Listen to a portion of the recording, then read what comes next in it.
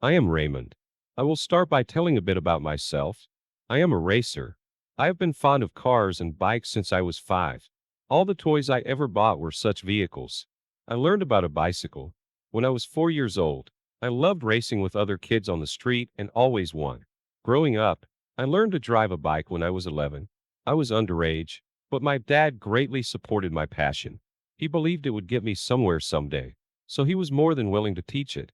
Within the next 2 years, I was smoothly driving better than many adults who had been doing it for years. Next, I learned how to drive a car and was really good at it by the time I turned 14. Unsurprisingly, my favorite movie was the Fast and Furious series, and my favorite video game was the Need for Speed. I have always been the sort of person who is not okay with losing. I admit that I am a sore loser, indeed. If I ever lost a race, I began to work on winning the next one from the winner to satisfy myself. Perhaps that was why I did not sit in peace when my wife cheated on me. Only taking revenge gave me the satisfaction I really needed. I began to race professionally from the day I turned 18. I had been waiting for it all my life. I had a good start as I was naturally gifted with this talent. The only hitch I went through was by accident. I got into an accident when I was 20. It was a practice run, and the brakes failed. My car was annihilated, and I also suffered severe injuries. I had to go through 2 surgeries. It took me about a year to completely recover. When I had finally gotten better, my parents became paranoid. They asked me several times not to pursue racing, but I would not listen to them, obviously. I was a little scared too, but it was not the fear of getting into an accident again. It was the fear of being out of practice and never being out of practice and never being that good again. When I started practicing again, I never realized I had the trauma of the accident impregnated me as well. I began to have anxiety issues. It was not serious, so I just ignored it and pretended it was not there. But gradually, it worsened with time instead of getting better. Finally, when I had a panic attack for the first time, it scared me. My parents were more scared and worried than me. I had to consult a psychiatrist. He prescribed some medicines for overcoming the physical symptoms. He also referred me to a consultant for therapy sessions. Initially, I was reluctant to take those sessions, but my parents forced me to do so, and I was so glad that they did. With the help of the therapy, I was able to overcome my anxiety much more quickly. It helped me deal with the issues in a much better way. After getting physically and mentally healed, I returned to my passion and profession again with new hope, courage, and energy. I was not doing well in the beginning, of course. It took time, but I finally returned to being one of the best in the game. I met my wife at one of the races. She was there with her friends as a spectator. I was nervous about that particular race because I would race for the first time after my accident. I was scared of losing, as usual. However, it went great and I won. I received the prize money and the medal. I was having my pictures taken when a girl came up to me. She was shy and hesitant, but she wanted an autograph from me.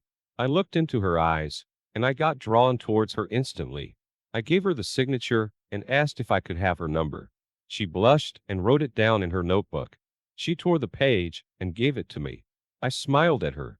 She looked down and walked away. That night, my friends and I went to the club to celebrate. As I got home, I was totally drunk. I went straight to bed, but I had that shy girl from the race in my head. I looked in my pocket and took out that paper.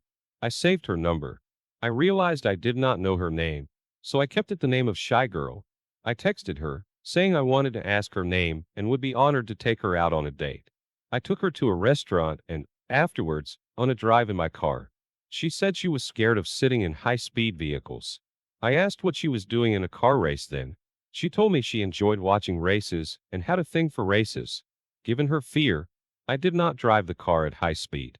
We got married 6 months later, and things went from being perfect to being the worst. I often had to go out of the city for races and competitions. Alice used to accompany me in all of them. She loved to watch me race and was the happiest after I won. After a year, however, Alice began to avoid going with me on these races. She made new excuses each time she was tired or had work to do. I did not feel good about it, as I had gotten used to having her by my side. When she began doing it too often, I found it strange and knew there was some reason behind it. I started to get a little worried, as Alice did not seem normal. I decided to ask her what was up with her. Something did not feel right. The next time I returned from a race, I asked her gently if something was bothering her. She said it was nothing, but I was not satisfied by her denial, so I kept asking until she gave me a reasonable answer. After much insistence, Alice said that it was because her fear of speed had gotten extreme, and she found it hard to accompany me to the races. It was just a story that Alice made to get me to stop insisting, but at that time, I believed her and felt so bad. Not coming to the races for me was sad for me, but it was more upsetting that her fear had gotten worse with me when I had expected it to get better with time. I asked her if she wanted to undergo some therapy if things were terrible for her, but she refused. I tried to convince her, but she stayed firm on it. I let it go. I could not force her, obviously. I went to the United Kingdom for an international competition a few days later. I expected Alice to come along with me, but to my surprise, she refused. I was really shocked by that conversation. I actually got into a heated argument with Alice over it. I told her that she was being irrational. She got offended by my comment and called me an insensitive man. I had never shown support even once. I wanted her to escape her fear, but she did not like it. Later that day, I came to her and apologized, saying she did not have to go to the races. We would hang out and have fun in London, but she was extremely cold towards me. She said she needed some time alone and wanted some space from me. I was dismayed. I could not believe she was pushing me away like this. I argued no more and prepared as I had to leave the following week. I went to London, and the goodbye hug was the most emotionless hug I had ever gotten from my wife. I left for London with a sad heart. However, I became too busy once I got there and forgot all about it. Thankfully, I stood second in the final competition, which was huge. I celebrated a lot and could not wait to get home to share my happiness with my wife. I was on the plane returning home when I got a message from my best friend. We were together in most races, but he had not participated in this competition. That message made my heart stop beating for a second. It was a picture of Alice sitting in a car with another guy I knew, as he was a racer too. He had his hands all over in that picture. I texted my friend asking him what the hell that was, and he told me this picture was circulating all over the group. He said he was really sorry. That flight home was the most challenging thing of my life. I felt like having panic attacks that I had overcome with so much effort. I somehow reached home, and Alice was not home. I was more than relieved. I needed some time to compose myself. I cried a lot. Once my mental breakdown was over, I took a shower. Whilst showering, I devised the perfect plan to get the truth out my cheating wife's mouth. An hour later, Alice got home. She was acting all nice and excited. She just jumped on me, congratulating me and kissing me all over. I went along with her facade. I did not want her to suspect that I knew everything. At dinner, she made my favorite steak. We had a very romantic evening. After dinner, I asked her if she wanted to come with me on a small romantic drive to celebrate my win. She hesitated, but eventually agreed. We got into the car, and I took it straight to the highway. I began to speed up. Alice instantly buckled her seatbelt. She asked me to slow down, and I said I will. Then I asked her if there was something she wanted to tell me about. She was clueless, as she denied it. I sped the car more. Alice began to panic. She began to beg me to slow the vehicle down. That was when I brought up the picture I had seen of her with a guy. She looked horrified. Her hands began to shake. My rage was getting out of control, and so was the speed. I did not care if both of us got killed. I was going to get it out of her and humiliate her. Alice was having difficulty breathing, but within a few seconds, she started crying and screaming that she had been cheating on me for months. She kept shouting. I stopped the car and looked at her in disbelief. She wanted to explain, but I called and asked her to shut up. Both of us were completely silent on the ride back home. I tried to leave Alice stranded on the highway, but that was not me. The following day, the first thing I did was visit my lawyer's office. I told him about the situation and wanted a divorce, as there was no way on earth that I could forgive Alice for cheating on me. Alice left the house that day, and I have no idea where she went as I cut contact with her. This heartbreak was a lot for me to take in. I threw myself entirely into the races to keep my mind off it. It did not work, as I got the news of Alice getting married to that guy within the next 4 months.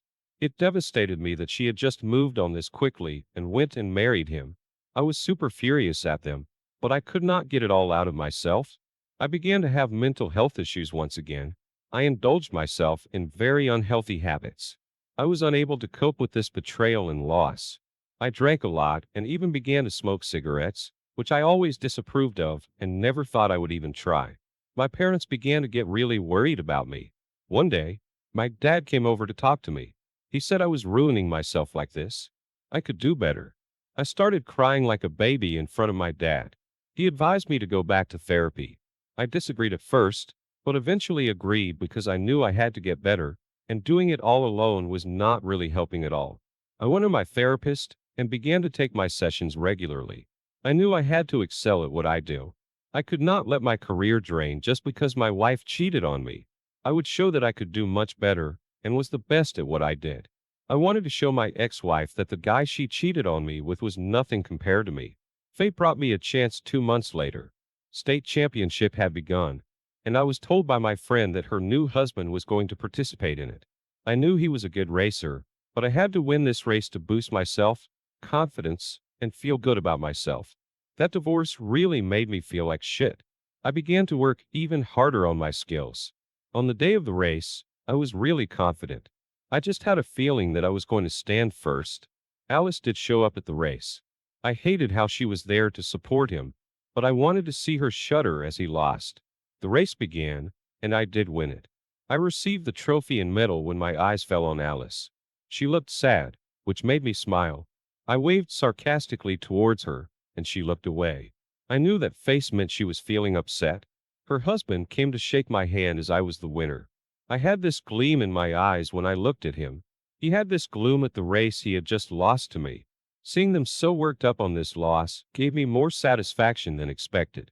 It was a kind of revenge that I didn't know I really needed. Stop. Most of you